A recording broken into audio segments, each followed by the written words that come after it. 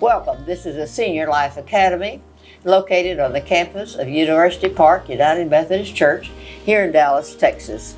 I'm Dee Dee Cassad, and I have with me for our panel this afternoon Marian Mathis, Stephen Fleming, Bill Matthews, and Diana Wilson. We've been charged with the topic for discussion, miracles. We realized that Jesus performed many miracles. He even brought Lazarus back from the dead, and he healed the blind and made the lame to walk. So how do we look at miracles today? And do we have the same kind of miracles that were performed by Jesus today?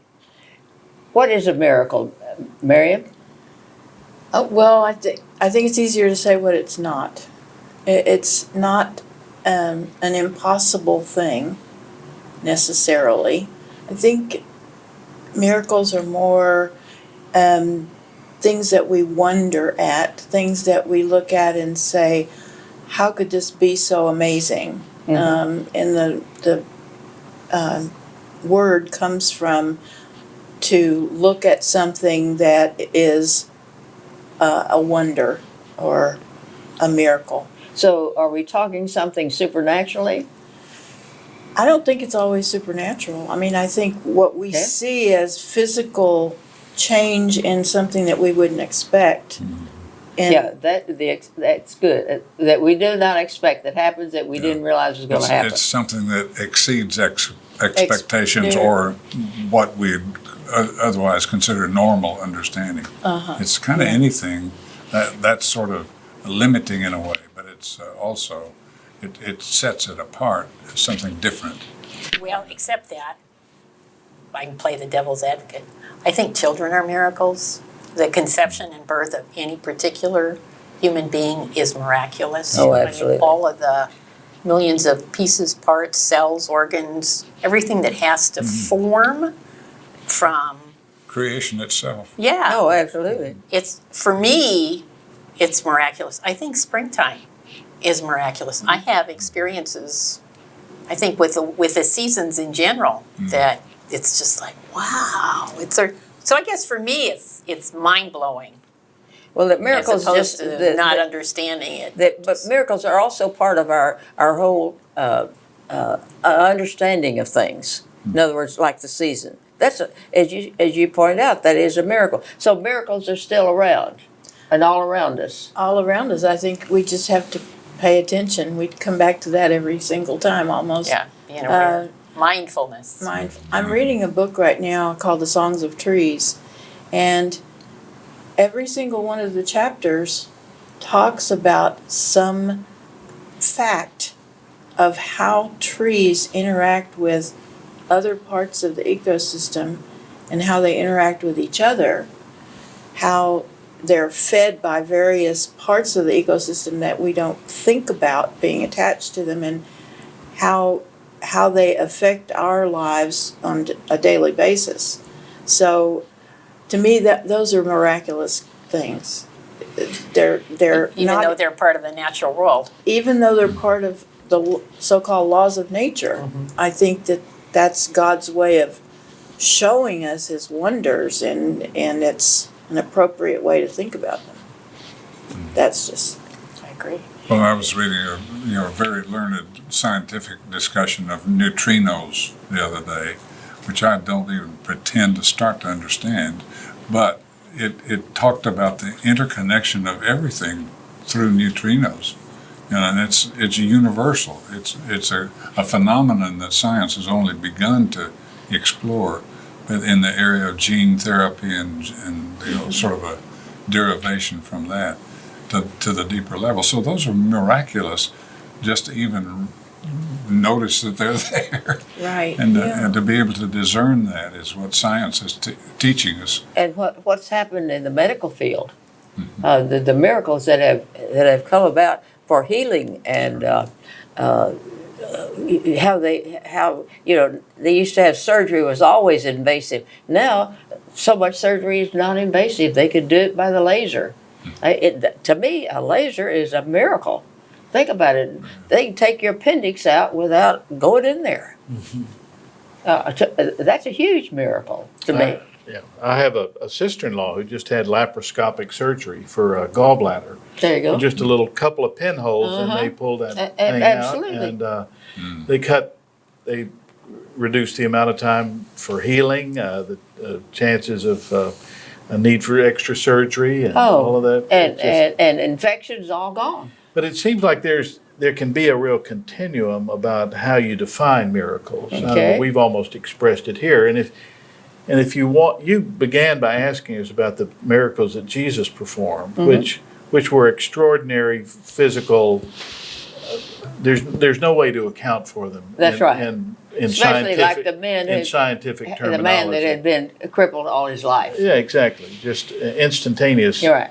And I think at some point in my life, somebody offered an explanation that's really stuck with me, that many of the miracles, the things that Jesus did that we call miracles, were simply an alteration in time, such as water turning into wine. Well, it does that over a period of time naturally. Healing that took place, which might have taken place over a long period of time, or it was a condensation of the moment. It was a time when time didn't have the same effect on us that it normally does. But that's not the story we get from it. No, We don't get. It's not about that. It's not about that. That's right. In fact, Jesus' miracles were always a sign. Well, in John's Gospels, they were never called miracles; they were called signs of his work. Of this being the kingdom. Yeah, that's right. The breaking in of something new. Yes. Very important. And that's the other thing in the New Testament and the Old, where they called miracles signs and wonders. And I think signs is a very apt way for us to understand it, because we just have to have our eyes open, see the sign, see what it means. Well, that's true. And one of the problems is that we overplay those sometimes. Those miraculous stories are wonderful, and they're the sign of something greater, and that's the lordship of Christ. But we tend to play the PR game with that and say, "Oh yeah, he turned water into wine. That's really miraculous. Why can't I do that?" Well, yeah, why can't you do that? And then, why aren't there more miracles?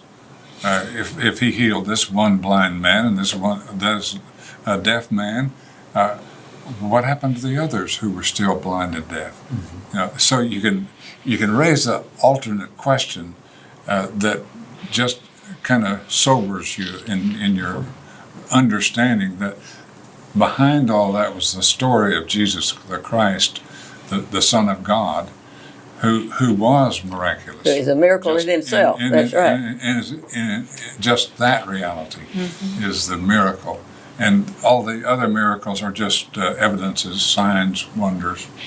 That point to him. How would you feel if I said, ask you if you thought each one of you was a miracle? I was just going to ask that question. So thank you for saying that. I think that's true. And he said you will all do even greater things that's than right. me. And I think we have a tendency to ignore that and downplay it. But I think that we're all children of, they do it in the kids' sermon every Sunday morning. Who are you? A child of God. A child of God. That's right. But we don't consider ourselves in that light often to say, oh my goodness, that we consider a baby a miracle. But here we are, adults, and are we still a miracle in this world? If we looked at ourselves or perceived ourselves as a miracle, would we feel differently about ourselves? I heard someone say once, if you could see the stars at night, like you could back before there were lights all around, if there was a display of stars, the Milky Way in its entirety, and just the darkness of space, and it seems like there's more light, pinpoints of light than there are is darkness. If you could see that one night a year clearly, and everybody could see it, that we would it would be a holiday. I mean, people would take off and Oh, not go to absolutely. work and Oh, absolutely. just make plans so that they could be there that night to see the stars out like they are.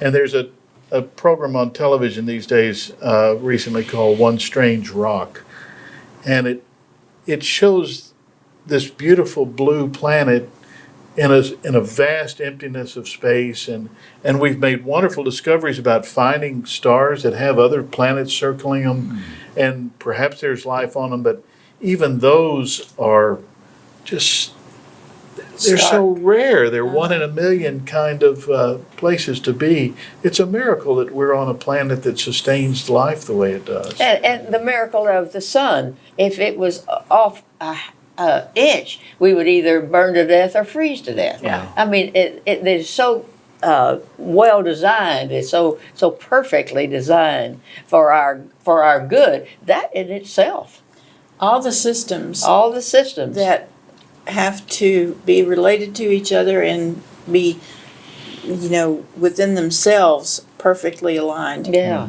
to make sure that we're here as we are right now. Is that part of quantum entanglement? Yes, it is, Dee Dee. And it's You want to explain listening. that a little bit more? Well, it's exactly what Miriam was talking about, because that's when I started thinking about that term, is that, babies are all of these systems that work to create a human, and the ecosystems are all these systems that work so that we have trees and plants and food to eat. Yes. And the cosmos, our solar system, the universe, has all of these things that are fit just right so that we don't fly out into space, or we don't burn up or Yeah, right. or freeze to death. There is a movie called Journey of the Universe, created by people who are in the Department of Theology and Science at Yale. And it's all about this very topic of quantum entanglement, where all of the things from the Big Bang on that are necessary for us to be here right now. Isn't that amazing? It is. The It other is side a miracle. of this is the climate change and the other things that are showing the negatives of miracles. When the miracle is having styrofoam cups, but the anti-miracle is Is that we have styrofoam cups we have styrofoam cups Yeah. and We are plastic getting out of bags. balance. And, and straws. Styrofoam debris and straws. plastic in our oceans. Plastic and that straws. kind of- And, yeah. so one of the efforts that we have in the miraculous world we live in is how to maintain the balance in that.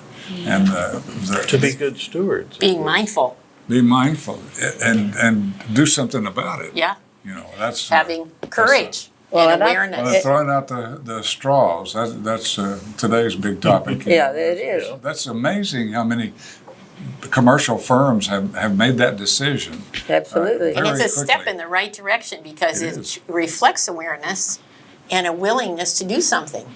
Well, and it becomes, it behooves us then to become more miracle-minded. Now, miracle-minded is how I consider it is to know what to look for, because miracles are all around us. I mean, all around us, but we're not aware of it because we're just casually going through our everyday life, and we don't give credit for that miracle. The other miracle is our mind. Oh, yeah. Now think about it. We're the only animal or species that can reason, that can be logical Consciousness. and consciousness. And you can say, well, how do you know there's a conscience? Because it can't be seen, but it is definitely there. It is a miracle that we are allowed to use the facilities that are inbred in us, so to speak. I find that miraculous. How in the world that can happen? And creativity. Yes. And the other day when you were talking in a different conversation about, and the topic of miracles came up, and you said, and really, we need to join our gratitude to our miracles, because that's the appropriate response. Oh, absolutely. Absolutely. Yeah. See, I think gratitude is a key to happiness myself. I just think when we realize what all is in this world and it's all for us, I mean, and we can use it to the good of everybody else as well as ourselves. I mean, you have to be grateful. I really, we probably will discuss one of these days the gratitude in its fullness, maybe as we get closer to Thanksgiving. But I do think gratitude is a key to our happiness. And it's been a good discussion. Thank you all for talking about it. I hope that those who have listened to us will understand quantum entanglement now before when you may not have thought of that. It'll be miraculous if they do. And that's right, it's a miracle if you have heard of that before. But we're glad to give it to you. If you've enjoyed this, please let us hear from you. Our email is at the bottom of the screen. And in the meanwhile, may God surround you with His grace.